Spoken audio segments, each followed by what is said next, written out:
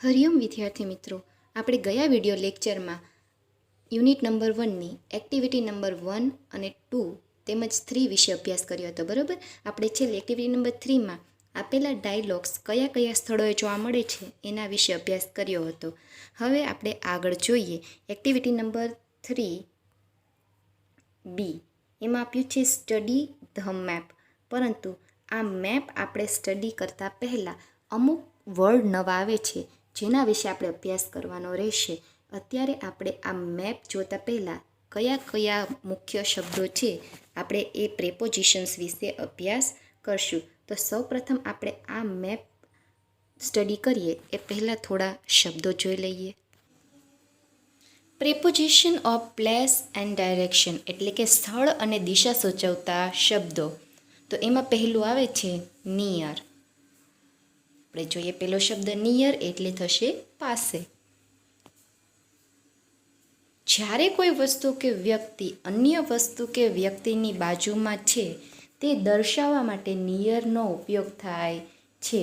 હવે નિયર એટલે કે કોઈ વસ્તુ પાસે પાસે છે એ દર્શાવે. એની રચના છે subject plus to be plus near plus object એટલે કે કર્તા, પછી એમિઝાર, પછી નિયર અને પછી બીજું નામ. જેમ કે અહીંયા આપ્યું છે એક બોક્સ અને એક દડો. તો આપણે લખી શકીએ કે દડો બોક્સની પાસે છે. દડો બોક્સની પાસે છે તો કેમ લખશું કે the ball is near the box. દડો એ બોક્સની પાસે છે. એવી જ રીતે બીજું પ્રેપોઝિશન આપણે લખવું હોય કે બોક્સ એ દડા પાસે છે તો the box is near the ball.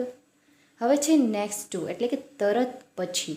જ્યારે કોઈ વસ્તુ કે વ્યક્તિ અન્ય વસ્તુ કે વ્યક્તિની તરત પછી એટલે કે અડીને બાજુમાં છે તે દર્શાવવા માટે નેક્સ્ટ ટુનો ઉપયોગ થાય છે.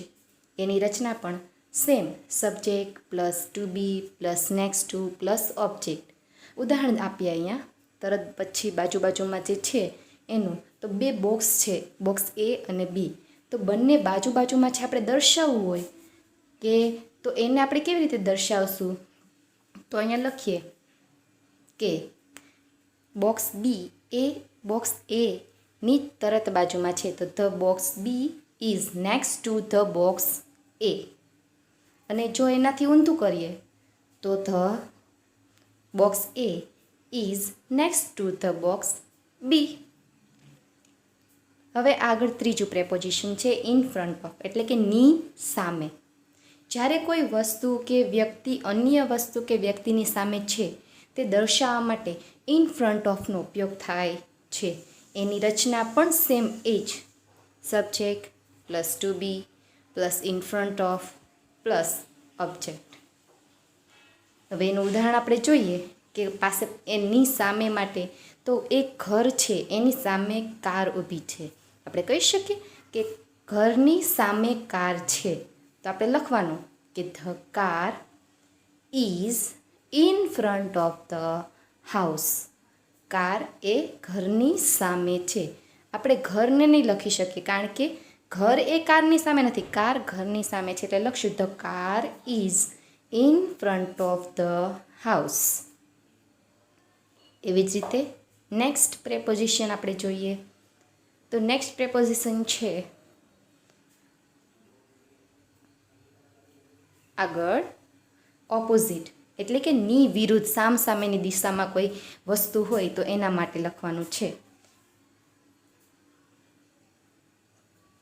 તો એનું થશે આગળ કે જ્યારે કોઈ વસ્તુ કે વ્યક્તિ કોઈ એકબીજાની એક્ઝેક્ટ સામે મેઇન રસ્તો થતો હોય તો એના માટેનું થશે વિરુદ્ધ દિશામાં છે તે દર્શાવવા માટે ઓપોઝિટનો ઉપયોગ થાય છે. જ્યારે કોઈ વસ્તુ અને વ્યક્તિ એકબીજાની વિરુદ્ધ દિશામાં હોય તો ક્યારે તેનો ઉપયોગ કરશું? ઓપોઝિટનો. એની રચના પણ same subject plus to be plus opposite plus object. Same to same રચના.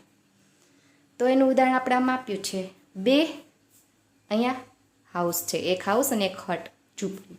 તો બંનેનો મેઇન દ્વાર જો દરવાજો સામસામેની બાજુએ છે વિરુદ્ધ દિશામાં, એકબીજાની સામસામેની બાજુએ છે તો આપણે એને શું કહીશું કે ઓપોઝિટ સાઈડમાં છે. તો આપણે અહીંયા લખશું કે શું લખશું? વિરુદ્ધ દિશામાં હોય તો એવી જ રીતે આપણે અહીં લખશું કે the house is opposite to the hut, અથવા તો hut is opposite to the house. બંને એકબીજાની વિરુદ્ધ દિશામાં છે. હવે આગળ આપ્યું છે બિહાઇન્ડ, એટલે કે ની પાછળ થાય. અહીંયા આપ્યું છે ની સામે ખોટું છે. બિહાઇન્ડ એટલે ની પાછળ. ની પાછળ જ્યારે કોઈ વસ્તુ કે વ્યક્તિ અન્ય વસ્તુ કે વ્યક્તિની પાછળ છે તે દર્શાવવા માટે બિહાઇન્ડનો ઉપયોગ થાય છે. આપણે કોઈ એડ્રેસમાં પણ લખતા હોઈએ છીએ ને બિહાઇન્ડ, તો subject plus to be plus behind plus object, A Rachna same એની જે અહીંયા આપ્યું છે ચિત્ર. ગાય એ ઝાડની પાછળ છે, તો ની પાછળ છે તો આપણે લખશું પહેલાં સબ્જેક્ટ એટલે કે કાવ, કરતા કોણ છે કાવ એટલે કે ગાય, પછી એમિઝાર લખશું એટલે કે is behind the tree. Object શું છે ટ્રી, તો લખશું the cow, a cow is behind the tree. એવી જ રીતે નેક્સ્ટ પ્રેપોઝિશન છે બિટવીન, એટલે કે બે વસ્તુની વચ્ચે કોઈ વસ્તુ હોય તેના માટે. જ્યારે કોઈ વસ્તુ કે વ્યક્તિ બીજી બે વસ્તુ કે વ્યક્તિની વચ્ચે છે તે દર્શાવવા માટે બિટવીનનો ઉપયોગ થાય છે. રચના પણ same, subject plus to be plus between plus object. અહીંયા આપ્યું છે સ્ટ્રોબેરી એ ઓરેન્જ અને ગ્રેપ્સ, દ્રાક્ષ અને ઓરેન્જની વચ્ચે છે, તો આપણે કહી શકીએ કે સ્ટ્રોબેરી છે એ ઓરેન્જ અને દ્રાક્ષની વચ્ચે છે, તો આપણે લખશું between. Strawberry is between the orange and the grapes. દ્રાક્ષ અને ઓરેન્જની વચ્ચે સ્ટ્રોબેરી છે. હવે next on the corner of, ના ખૂણા પર. બે રોડના ખૂણો જ્યાં પડતો હોય એના માટે આપણે લખશું ઓન ધ કોર્નર ઓફ. જ્યારે કોઈ વસ્તુ કે વ્યક્તિ બે રસ્તા દ્વારા બનતા ખૂણા પર છે તે દર્શાવવા માટે ઓન ધ કોર્નર ઓફનો ઉપયોગ થાય છે. રચના subject plus to be plus on the corner plus object. અહીંયા ઉદાહરણમાં તમને દેખાય છે કોઈ સ્થળ છે જેમ કે સ્કૂલ, બે રસ્તાનો કોર્નર બને છે, નહેરુ રોડ અને એમજી રોડ ખૂણો પર બને છે, તો આપણે લખી શકીએ કે the school is on the corner of MG road and Nehru road. સ્થળ છે એ બે રસ્તાના ખૂણા પર છે એટલે કે કોર્નર ઓફનો ઉપયોગ કરશું આપણે. આગળ activity number 3B study the map. Page number 2 પર આપેલું છે તમારા પાઠ્યપુસ્તકમાં, જોતા જજો.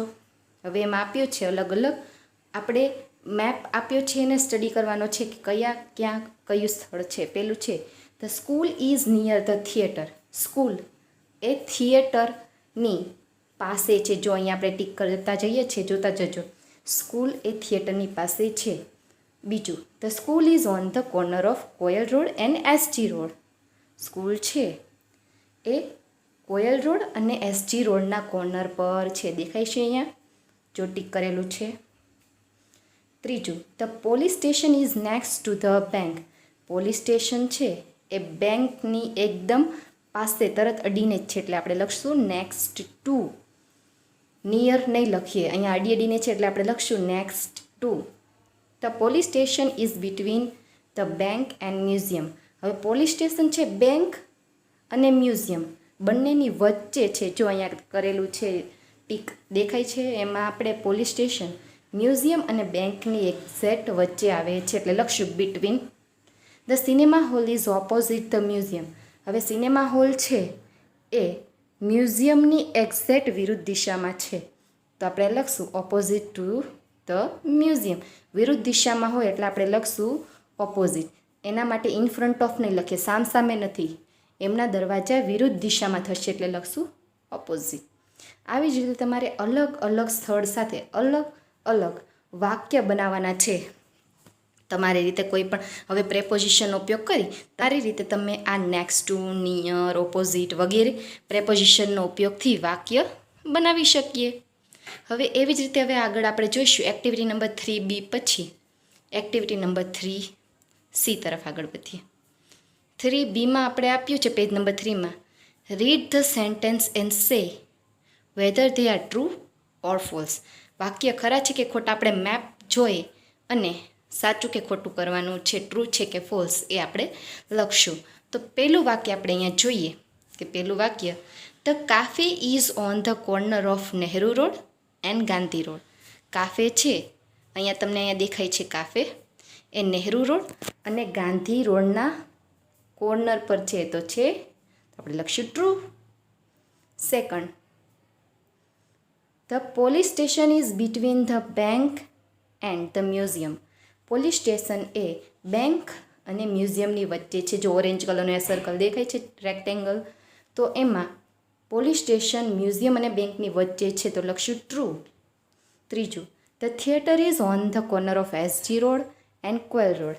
થિયેટર છે એ એસજી રોડ અને કોયલ રોડના કોર્નર પર દેખાય છે, તો કે ના. તો આ વાક્ય થશે ખોટું, તો અહીંયા લખશું આપણે ફોલ્સ. ચોથું વાક્ય, ફોર્થ સેન્ટેન્સ આપણે આપ્યું છે, the library is near the school. Library છે એ સ્કૂલની પાસે છે, તો કે હા, એ તો પાસે જ છે, તો લખશું ટ્રુ. પાંચમું, the bus stop is near the railway station. Bus stop છે એ રેલવે સ્ટેશનની નજીક છે, તો નજીક તો નથી, તો આ વાક્ય થશે ખોટું. છઠ્ઠું, the museum is opposite the cinema hall. Museum છે એ સિનેમા હોલથી ઓપોઝિટ છે, તો અહીંયા સિનેમા હોલ અને મ્યુઝિયમ ઓપોઝિટ દેખાય છે, તો કે હા, તો લખશું ટ્રુ. હવે આગળ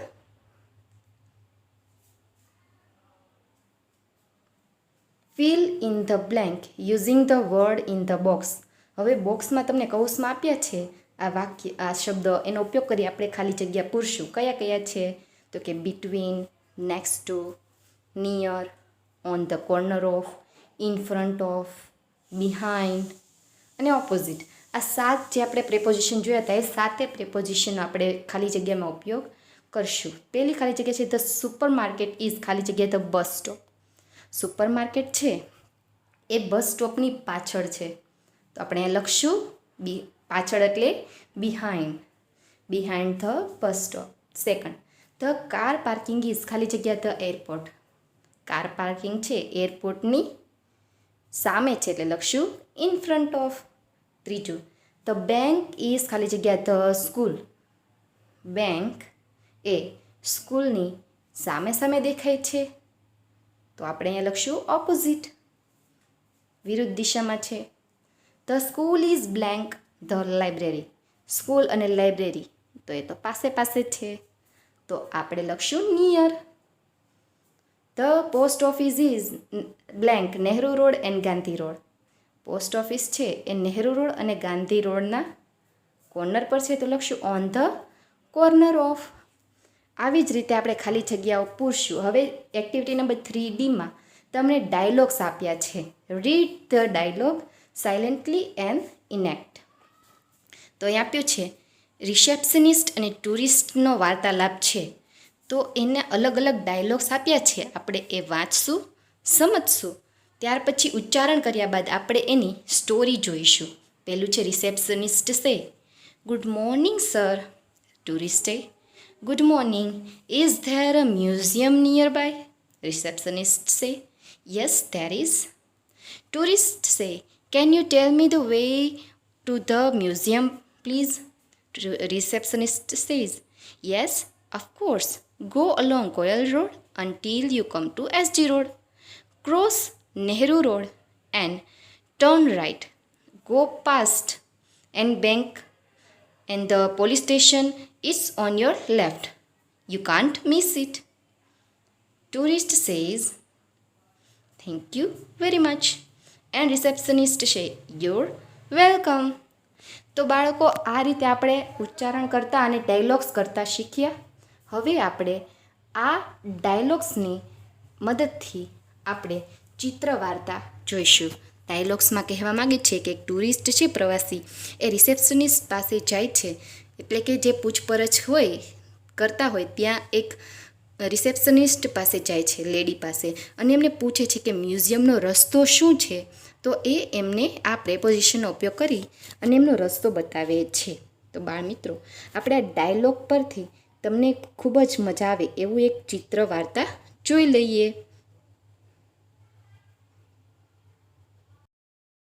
Activity 3 D. Good morning, sir. સુપ્રભાત સાહેબ. Good morning. સુપ્રભાત. Is there a museum nearby? શું નજીકમાં કોઈ સંગ્રહાલય છે? Yes, there is. હા, છે. Can you tell me the way to the museum, please? શું તમે મને સંગ્રહાલય જવાનો રસ્તો બતાવી શકશો, પ્લીઝ? Yes, of course. હા, ચોક્કસ. Go along Koyal Road until you come to SG Road. Koyal road પર ચાલીને SG રોડ સુધી આવો. Cross Nehru Road and turn right. Nehru road cross કરી જમણી તરફ વળો. Go past the bank and the police station. Bank અને police station પસાર કરો. It's on your left. એ તમારી ડાબી બાજુએ છે. You can't miss it. તમે તે ચૂકી ન શકો. Thank you very much. ખૂબ ખૂબ આભાર. You are welcome. તમારું સ્વાગત છે.